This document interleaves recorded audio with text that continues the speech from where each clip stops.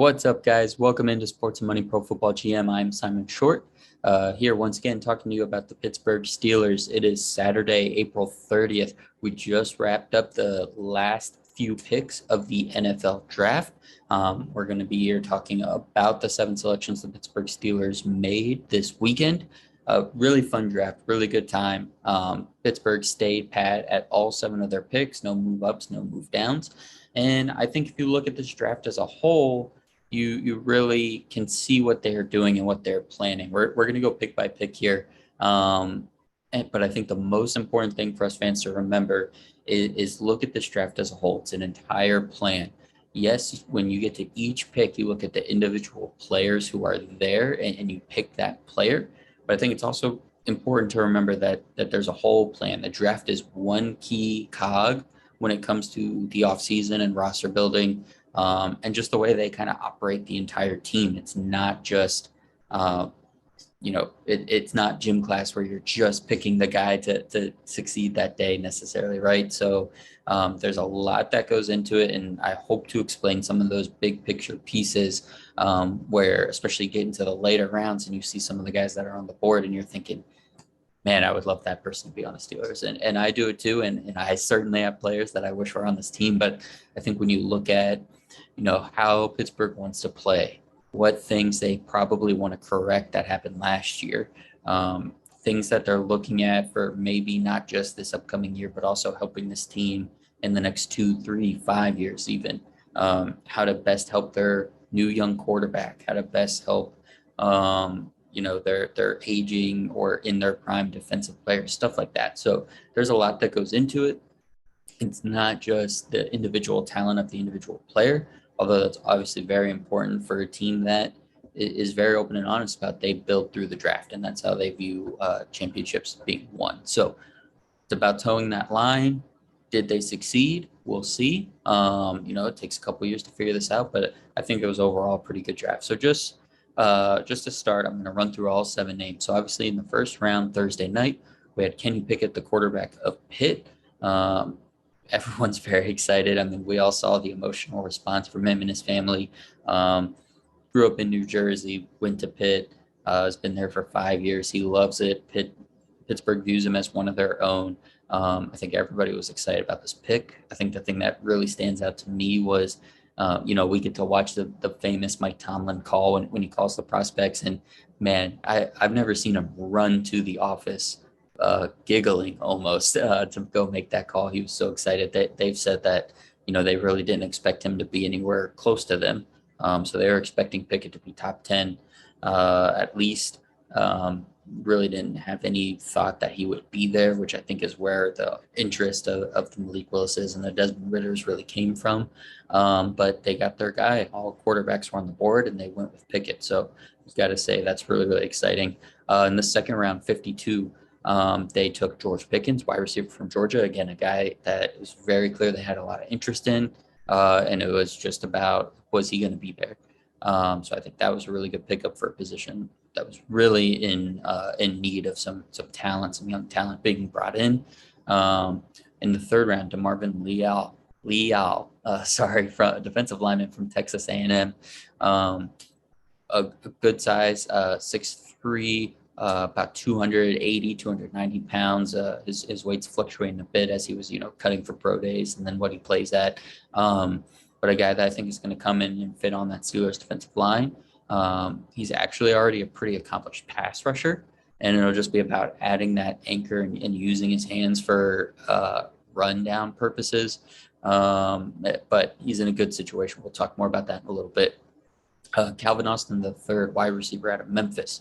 I think this is the move, and again, we'll talk about this later, but this is the move that has the biggest range, I think, in terms of ceiling to basement. And it's not about his talent. His talent is there, and his tools are there, and his personality is there. It's all about how the team uses them. So we'll look into that. Connor Hayward, 6th round. They went and got their guy. They weren't going to wait till the 7th to see what happened. I know watching the draft, I was surprised to see when we were in the 6th round, he was like number 5 or 6 on Mel Kiper's like best available at that point. So I was like, oh no, like I was always viewing Hayward as a 7th rounder, but they went and got him. I know fans are a little worried about what position he technically is, and Derek Watt or Connor Hayward, and what does he do? But we'll talk about that. I think there's a lot of things he's going to bring to this team. And it's not really going to impede anyone else, I think, from being on this roster. It doesn't have to, at least. Getting to the 7th round, Mark Robinson from Ole Miss, a converted running back who's going to try to make the roster as a linebacker. And then finally, their final pick, Chris Duncan, quarterback from South Dakota State. This team always has 4 quarterbacks in the offseason. They've been adamant that they were going to maintain that. And they definitely, they needed a 4th quarterback. And instead of going into the undrafted free agent pool to try and get this guy, they went ahead and just made him that last pick. And they'll bring him into camp and we'll see what happens. So let's dig into it pick by pick a little bit more. We're going to start right here with the man of the weekend in Pittsburgh, Kenny Pickett from Pitt. 6'3", 220 pounds, so good size for a QB. You watch the tape, you watch his games, and it's hard to not like Kenny Pickett. You see the competitiveness he plays with. You see how much he loves doing what he does. You see how much he loves his team. Great leader by all accounts, and a guy that really loves being in Pittsburgh. And again, go watch that. Go watch those clips of when he got drafted, and you could just see how much it means to him to be there. If you follow me on Twitter, which I hope you do if you bother watching this video, or if you like the Pittsburgh Steelers, but it's at Simon_Shortt, 2 T's on Twitter. You saw all my range of emotions. And at the end of the day, these are the 2 most important things I can say about this pick. Number one, he was their clear top choice, right? All 5 quarterbacks were available on the board, and they took him.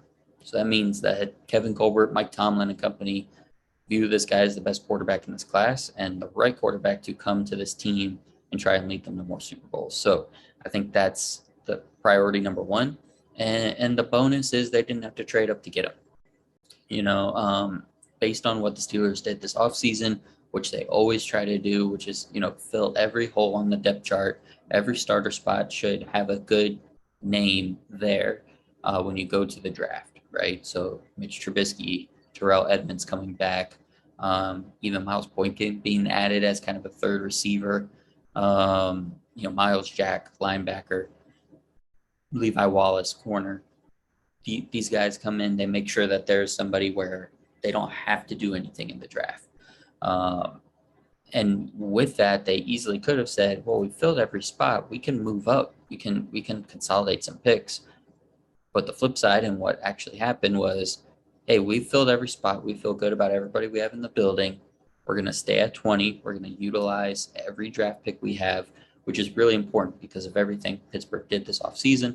They're not going to get compensatory picks next year. So really important to keep all that. So those are my main 2 things. Now, Kenny Pickett, the player, I'm going to do a lot of work this offseason on to really dig down deep into it.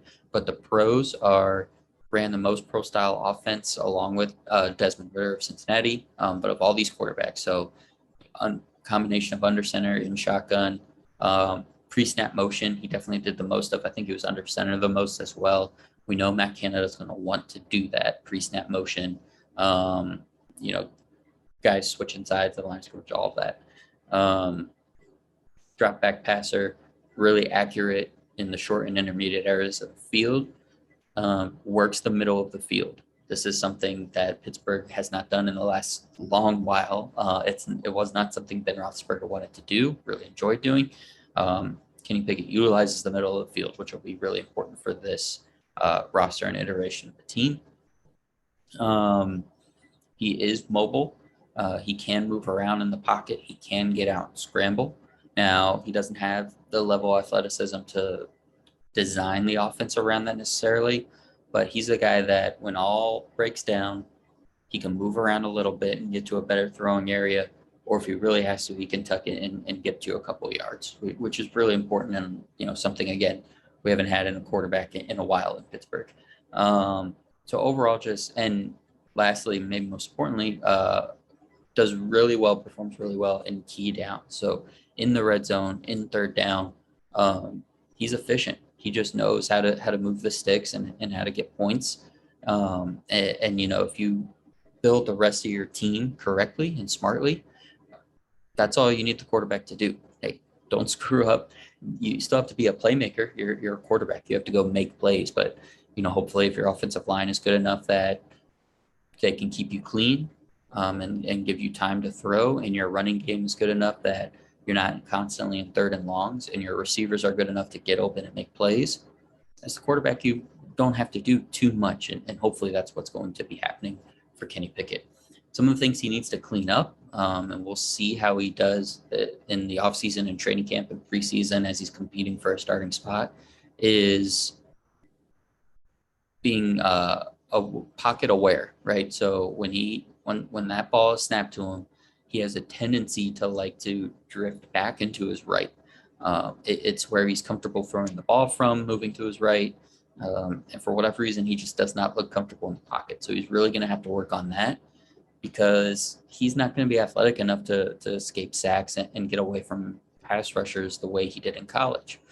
If he drifts back into the right every time he drops back in the NFL, he's going to get sacked, and he's going to get sacked a lot, and it's going to be for a lot of yards. We're not talking, a drop back 3-5 yards, take a step up in the pocket, then get sacked, and it's a loss of 2. We're talking, oh no, he's going backwards.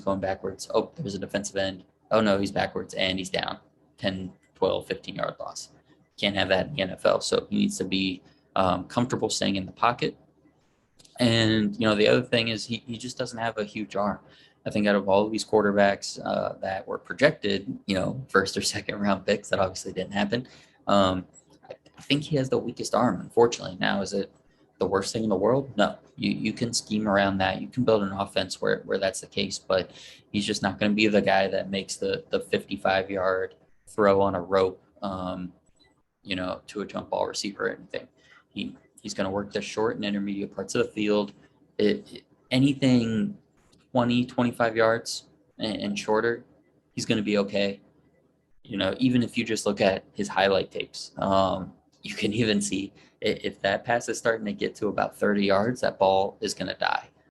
Receivers are going to have to come back to it. And again, the athleticism of these defensive backs, the anticipation of these safeties, these guys are going to be able to get to that ball the way he's throwing it that deep. So he's not going to make a lot of deep throws, but hopefully he can make up for that with just being a smart quarterback, reading the defense, when he gets those opportunities to get a deep shot. Hopefully you can see it and see it quick. That way, if it's on a fly route or, a crosser or something, he can hit it early enough where it's still in that 15 to 20-yard range, and then the receiver still has room to run. So overall, it's not bad, which doesn't sound that exciting, especially when you're talking about a first-round pick. But I think because of, again, big picture, the way Pittsburgh has set themselves up, I think this can work really well. This team has good receivers, a better offensive line in theory, a great running back that he can go to, a great tight end he can go to, and it should be back to a top 3, top 5 kind of defense. So if games can be in the low 20s or, at least below 30, he should be able to keep this team in position to compete and win a lot of games, get to the playoffs. So we'll have more on Kenny Pickett as we go, believe me. But he should have an opportunity to compete for the starting job. It would not surprise me even if he's not named the starter week 1, if we see him start at some point this season. But again, the coaching staff, the personnel department, they do everything to win each and every year. So if Trubisky wins the job and the team is winning, I'm not expecting a change at that point. But if Trubisky's struggling or the team is struggling, part of why they went with Kenny Pickett was because they felt he was the closest to being able to start an NFL game, and I definitely don't think that's incorrect. So we could see him sooner than we maybe would have seen one of the other quarterbacks. Moving on to the second round, this was my favorite pick of the whole night. George Pickens, wide receiver from Georgia, 6'3", 6'4", 200 pounds, really smooth route runner. Not an elite speed guy, but definitely good enough. I think he ended up running a 4.49. Just a really good mover before the catch. He's also extremely physical. Go watch some of his tape, man. His run blocking is fantastic. And you can see between his physicality and also some of those maturity issues that maybe pushed them down to the second round, getting in fights and stuff like that. This team needs that infusion of toughness in their wide receiver core. With Juju leaving, it's sorely lacking. So I think this is going to be such a great pickup. And I haven't even talked about him catching the ball yet. So this guy can go up and adjust to any ball. He's a great jump ball guy, great contested catch guy. Really knows, again, how to adjust to the ball, which is such an important skill that we've seen, guys like Chase Claypool struggle with. He can get deep, he can get himself open, and then he can figure out where the ball is and go get it. That's super duper important, especially if you're not dealing with the most accurate quarterback like Pittsburgh is likely dealing with. The other thing I love about Pickens is he's going to be able to play any position this team wants him to play. So whether he's at the X or eventually down the road, or he starts off at the Z, or they even want to try him at slot, he can do it all. And that means he can run a variety of routes from a variety of different spots on the field, which is going to be really important as this team kind of figures out what their identity is next. With Juju being gone, they had a great setup with, in theory, it was going to be Juju in the slot, Chase Claypool at the Z, Deontay as your backside X receiver. Now Juju's not there. Ray McLeod isn't there, who was their backup slot last year. They bring in Miles Boykin, who primarily also plays Z. Pickens didn't play a lot of slot in college, but he did say he was doing it a lot in practice. He has the size to do it in terms of being a big slot receiver. But it will be interesting considering the other pick that the Steelers made today here in the 4th round. But he's a guy that no matter what happens with this wide receiver room over the next year or two, he's going to be able to fill whatever void you have. So let's say this year they finally, really give Chase Claypool some work in the slot. Pickens can play the Z. Let's say it's not working with Claypool for whatever reason. They could always switch and give that a try, especially with Pickens blocking in the run game. Having him closer to the line of scrimmage, I think would be really cool. And then let's say, they don't extend Deontay Johnson and he leaves in free agency next year. Pickens is a guy that could play the X receiver and be your primary number one guy because he's such a good route runner and adjuster to the football, has great hands. I think he had like a 2% drop rate in college. And overall, this guy is just still getting better. He just turned 21. That means by the time he's up for a second contract here, he's going to be 25 years old. There's nowhere to go but up for this guy, and he has some great talent. I know there's some maturity concerns, which is probably why he dropped to the second round, but nothing that screams, this guy's not going to work or get better or get himself into trouble. So really excited about this pick. I think, again, this is the most slam dunk, I think, because I put Pickens on my big board. If you go on fantasy, if you go on phantomsportsofficial.com, I did my big board series. I put him up there in round 1. Now, obviously, that means if he's there in the second round, go get him.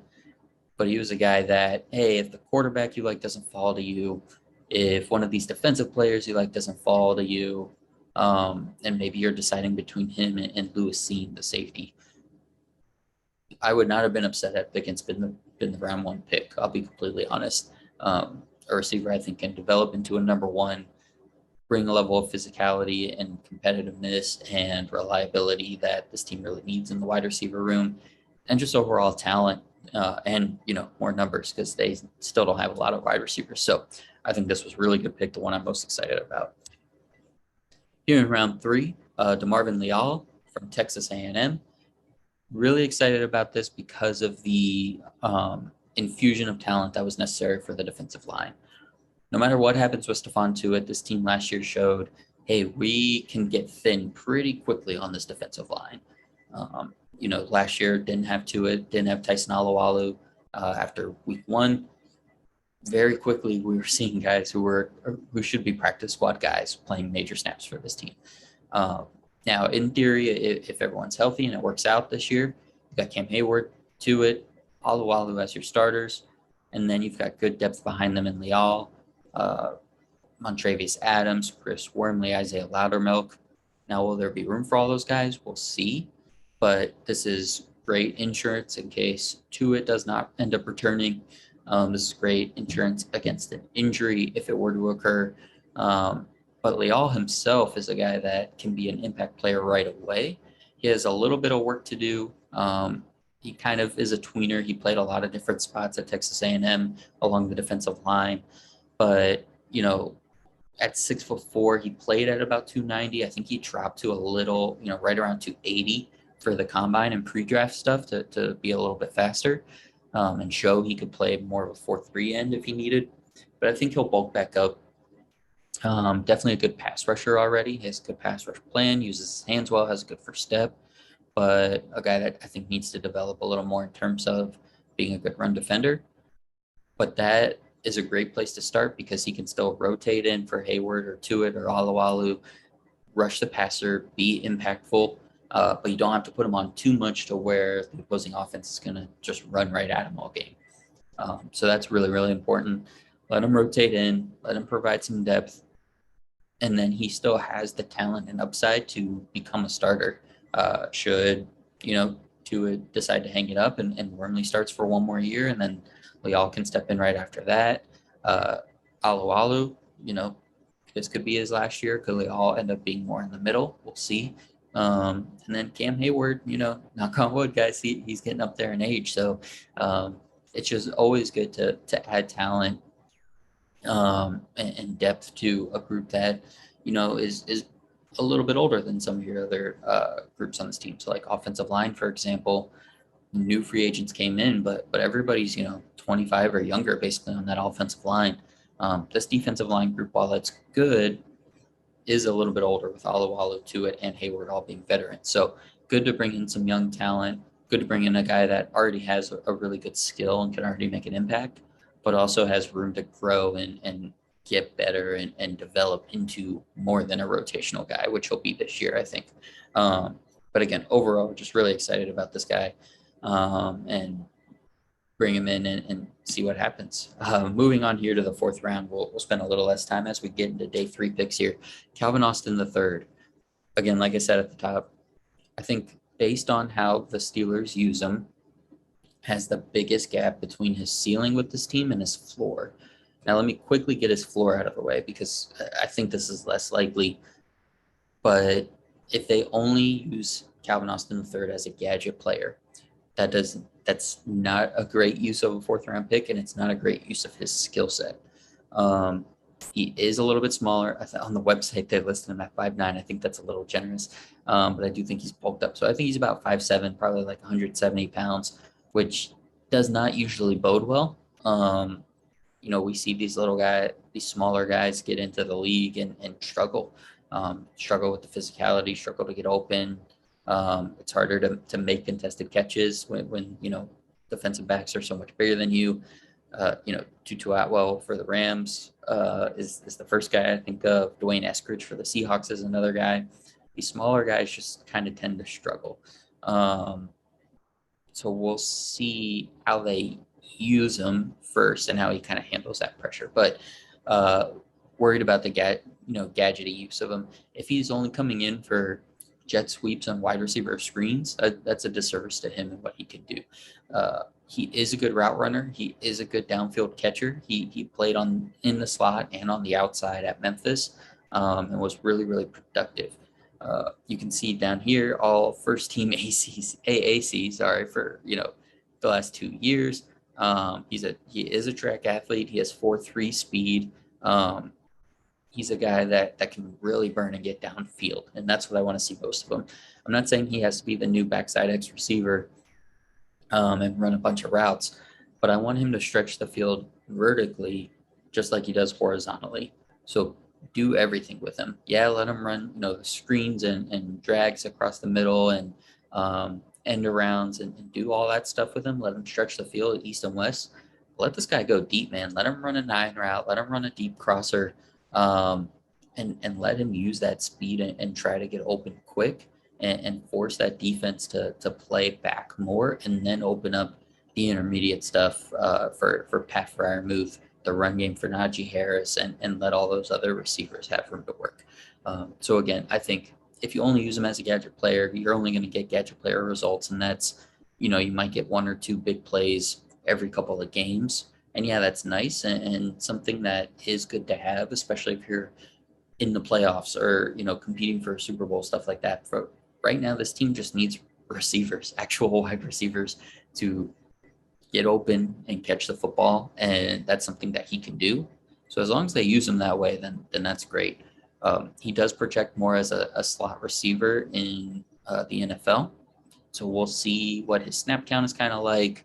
And again, we have to see who the starting slot is, because who knows, maybe it is him. And we see Pickens, get run everywhere, and we'll go from there. But we'll see how they use him. But I think he is a good pick. He's not who I expected. But Firstman Jackson came out and said, the wide receiver coach afterwards said, they weren't planning on going with a second receiver in this draft. But when they got to their pick at the end of the fourth round there at 138, they couldn't believe he was still on the board, and they just had to take him. They went with talent over everything else. So hopefully that does at least mean, we understand how talented this guy is, and we're going to take advantage of that. So really hopeful there. And just, again, I'm excited they double dipped at receiver. I've been putting that in my mock drafts a lot lately. An idea I first heard from Dave Bryan of Steelers Depot, so shout out to him. But now this wide receiver room looks a lot better than it did last week. When getting Miles Boykin, who was, put on waivers by the Ravens, was like, man, is this our third receiver? So a couple weeks ago, this team was Chase Claypool, Deontay Johnson, Anthony Johnson, Gunnar Olszewski. I think Steven Sims is still around. I'm pretty sure he is. And that was your wide receiver room. Rico Bussey, I think, is in there. So guys who were on the practice squad. Gunnar Olszewski's a return man, special teamer. He's not a receiver. So it's really only two guys. You got Miles Boykin a couple weeks ago. That's nice. A veteran with a little bit of experience who adds some depth. But then you come out of this draft with George Pickens and Calvin Austin III. That wide receiver room is a lot faster. It's a lot more talented. It's a lot deeper now after this draft, and that's what I'm most excited about. Moving on here, we're getting late into the third round picks. Again, thank you guys so much for being here and taking a look at this video. Again, this is Sports and Money Pro Football GM. We are talking about the Steelers. So we are in the sixth round, and man, they went and got their guy, didn't they? Connor Hayward. They were not messing around. Here's the thing on Connor Hayward, guys. He's not just a fullback. He's not just a tight end. He's not just a special teamer. He's a football player. And it's a cliche, and you're going to hear it a lot as we talk about him, and as other outlets talk about Hayward the rest of the offseason. But he really is, man. I mean, he got to Michigan State his first couple of years. He was a back. He was a running back. He was a fullback. He was their short yardage guy. He did really well at that. I think that's still something you could see him do in Pittsburgh, be a short yardage back. But then this last year, maybe even two, they said, hey, we need you at tight end. And they made him a pass catcher. And he was really successful at that. He's got great hands. He's very natural catching the ball, running routes, very comfortable going over the middle. He does not mind taking some contact and dishing some out. I think in a Matt Canada offense, where you're going to want more boots, more play action, more versatility, more stuff over the middle of the field, Hayward is a great Swiss Army knife H-back. And you might be having some PTSD thinking about Jalen Samuels a little bit, but he can do all of those things better than Jalen Samuels ever could. So give Hayward a chance. Don't worry so much about what position he's listed at and who else will be on the roster, because first and foremost, he's going to be on special teams. That's the very first thing you need to know. This guy's going to be a core special teamer. I anticipate he's going to be on every special team. Again, loves the physical nature of the game. Plays with a fire. Quick, really good size. He's like 6 foot, 230. I think he might be a little bit shorter, but he's a big guy and he can move and he wants to hit. So he's going to be on special teams first, and that's what the Steelers love in these late day 3 picks. That's also the case for Derek Watt. So for those in the camp of, Derek Watt needs to be cut, he led the team in special teams tackles last year. He was the special teams captain last year. We can't discredit that. So I think both guys can find a way onto this roster because of their special teams. Hayward is not necessarily a fullback in the sense of being your lead, fullback for literally blocking for your halfback. Um, Derek Watt is better at that, I think. So imagine Derek Watt as your fullback. Connor Hayward, slot him wherever else you like. For the Steelers, he could be your third tight end, and typically Pittsburgh's third tight end is just a special teamer and not much else. So that's where you can slide him if you want. You're not necessarily going to put him at the end of the line and ask him to block a defensive end or an edge rusher in the AFC North, but he's a guy that you put out there or put near the line of scrimmage, ask him to be a pass catcher, ask him to block on screens, to work out of the backfield a little bit, maybe do some blocking in some pass situations in the backfield. Guy that can run some trick plays, a guy that can play on special teams, a little bit of everything, man. And there's always room for that on a football team. So don't stress just yet. Don't go fire Derek Watt just yet. Because I think there's going to be a role for both of these guys. And then, when I think Watt's in the last year of his contract, Derek, that is, and, he's getting up there in age. I think he's 30 or so. That might be his career after that. And then, Hayward's your quote unquote fullback. So I think there's going to be a role for both. I think there's definitely going to be a role for Hayward as a versatile offensive weapon in this Matt Canada system and as a core special teamer, which is even more important. All right, into the 7th round here. Mark Robinson, interesting story, a guy that bounced around his first couple of years of college as a running back, 5'11", 235, got converted to linebacker when he came to Ole Miss.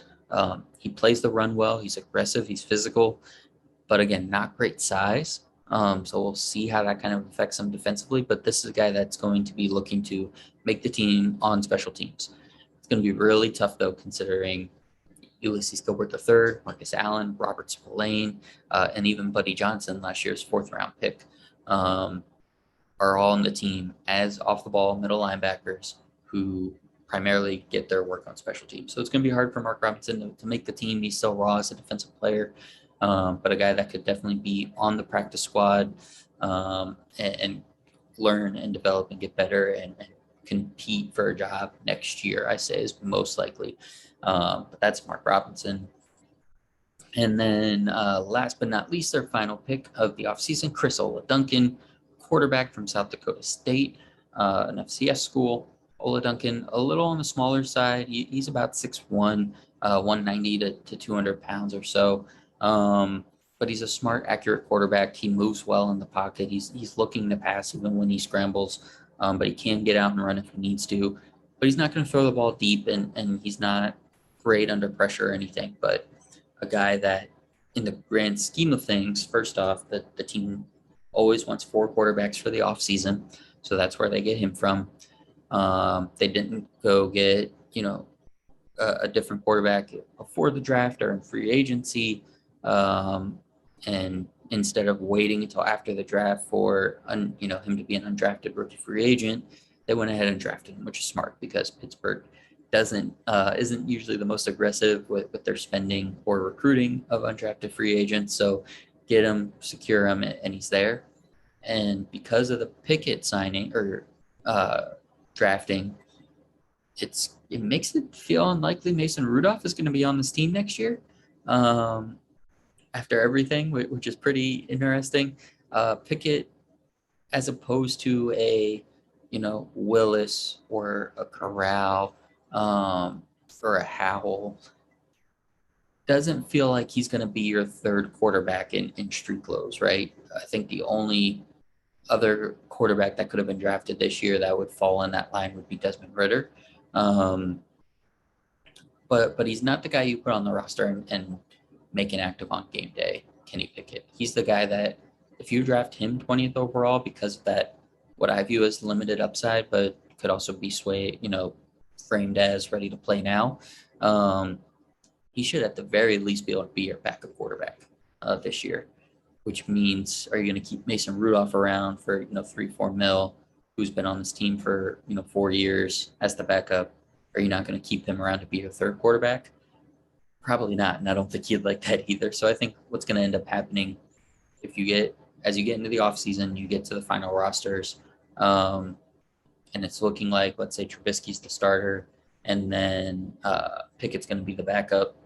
You start shopping Mason Rudolph around. You see what quarterbacks maybe have got hurt in training camp, what teams are looking at their backup quarterback options and not loving what they see, and you find out who's willing to trade a day 3 pick for Mason Rudolph. And then you need a third quarterback on the roster.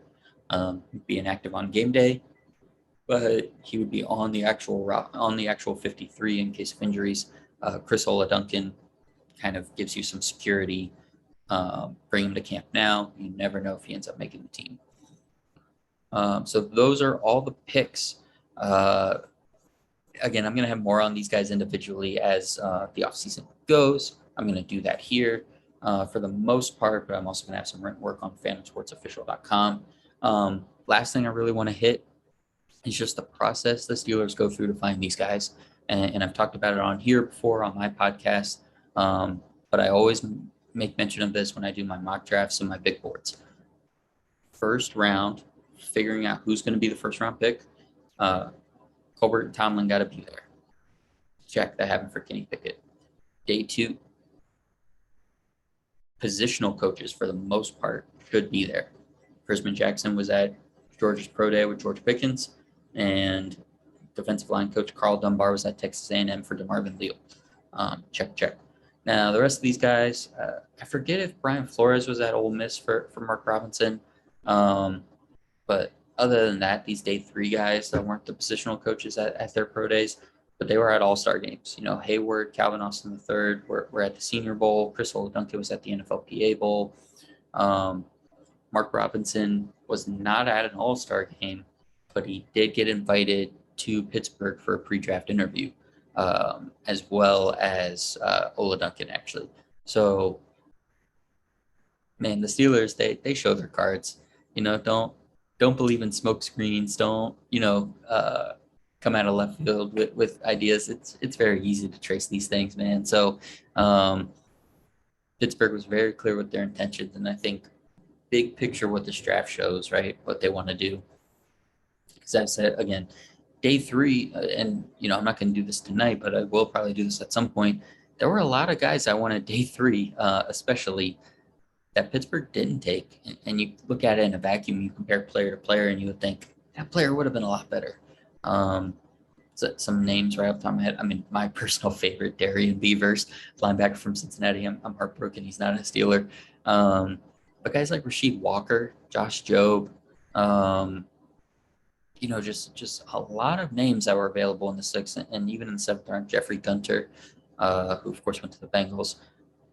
But just guys were available, and the team, you can, again, blame them or be mad at them for passing on guys who maybe had day 2 talent. But big picture of this team, they went and got their quarterback, and they got a quarterback that fit the system they want to run and is ready to compete for a starting job day 1. That was their first goal. Went and got a receiver that, well, if you look at both receivers, what they needed to do for this offense was add some playmaking, add some toughness, add some downfield threat ability. Both guys checked those boxes.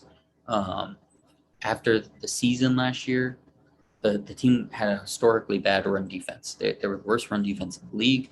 And by Steelers measures, if you compare to all previous years, I mean, this was the worst run defensive year they ever had. So they had to add to that defensive line. Now, again, Leal isn't like a stout run defender. He's going to change it. But I think what Pittsburgh saw was, okay, that depth that we thought we had at the defensive line dried up very quickly. So we need to infuse some more young talent into this group. We used a day 3 pick last year on Isaiah Loudermilk. That's a good start. But invest, get a day 2 guy to go in there with those guys and develop and compete and learn and be another, piece that you have in that unit. And then when you get into late day 3, special teams is important. So Connor Hayward is going to be a core special teamer. And again, within the offense of system that they want to run, he can wear a lot of hats, do a lot of things. So that's going to mean a lot for this team. But again, core special teamer. Mark Robinson, a guy that is going to also compete on special teams. I think this is probably the pick that I'm the most head scratching about, just because of all those guys that I mentioned. Robert Spillane, Ulysses Gilbert III, Marcus Allen, Buddy Johnson. But at the same time, 3 of those 4 players are free agents after this year. Spillane, Allen, and Gilbert are only have 1 year left on their deals. So you put Mark Robinson on the practice squad this year, but next year all 3 of those guys could be gone, and it could be him and Buddy Johnson, you know, potentially backing up Miles Jack and, let's say player X, because Devin Bush isn't guaranteed to be back next year either. So this middle linebacker room, while right now looks very deep, after a year could go dry pretty quick. So in terms of the position, that's where they get him from. And they see him as a special teamer and maybe even a defensive middle linebacker. We'll see. And Chris Duncan, like I mentioned, four quarterbacks in the offseason. They want to make sure they could get their hands on one, because with the drafting of Kenny Pickett, this guy could, their fourth arm, quote unquote, fourth arm in training camp, could actually end up being their number 3 guy on the roster. So go get the guy you want for that. Just like in the first round, you went and got the guy you wanted to be your quarterback. And that's everything. So again, quick plugs. You can follow me on Twitter at Simon_Shortt. Shortt has 2 T's in it. You can find my written work at phantomsportsofficial.com. I'm going to be coming at you with a lot more stuff in these next couple of weeks on the Steelers. Just kind of wrapping up the offseason, wrapping up the draft. And you can go listen to my podcast, which is the Simon Shortt podcast on Apple and Spotify. If you're still all geared up from the draft and want to listen to some draft content, my last 2 episodes on there were with Benjamin Parker, who runs this channel. We had done over-unders for predictions for the first round, and then we gave our immediate reactions to the first round of the NFL draft very late Thursday night. So if you want to listen to us be very overtired and pretty goofy, we went from I think 12:30 a.m. to 2:30 a.m., something like that. So go listen to that. It was a lot of fun. But thank you guys so much for being here. Like and subscribe to this channel, like this video. Be sure to come back for more throughout the off season. Thank you so much.